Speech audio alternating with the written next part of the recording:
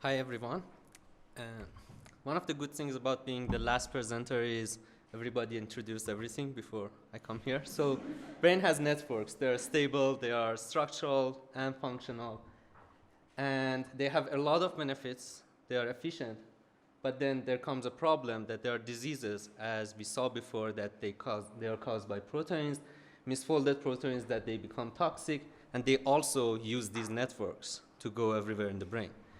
And in 2009, one study showed 5 different neurodegenerations, patterns of atrophy in these 5 diseases.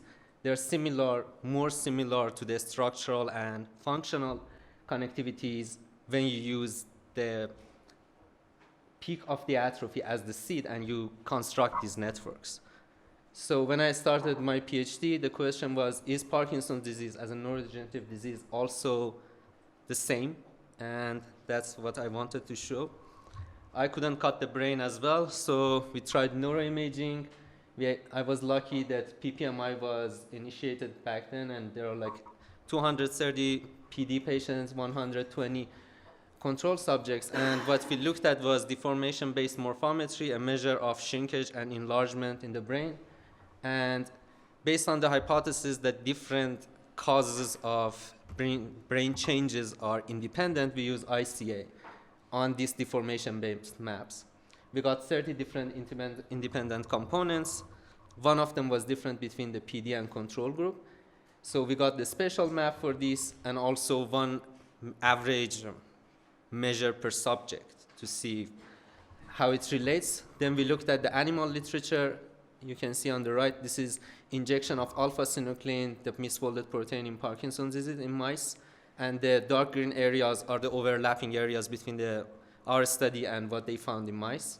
We also found the correlation between the disease severity and the dopaminergic denervation in Parkinson's disease and the amount of atrophy inside this network, but not the other networks. And then we replicated that in 1.5. So these are 3 Tesla imagings. We replicated that in 1.5, and then we also compared that to seed-based networks. Then when you put a seed in substantia nigra, when you look at meta-analysis, that basal ganglion networks are involved. And at the end, we looked at, we used the parcellation of the brain, 120 regions. We put a seed, and we looked at the connectivity of substantia nigra with every other region in the brain in this atlas. And we looked at the relationship between the connectivity to substantia nigra and the amount of atrophy inside each region. As you can see, the more correlated functionally you are, the higher the atrophy, and the further you are anatomically, the lower the atrophy. That's it. Yeah.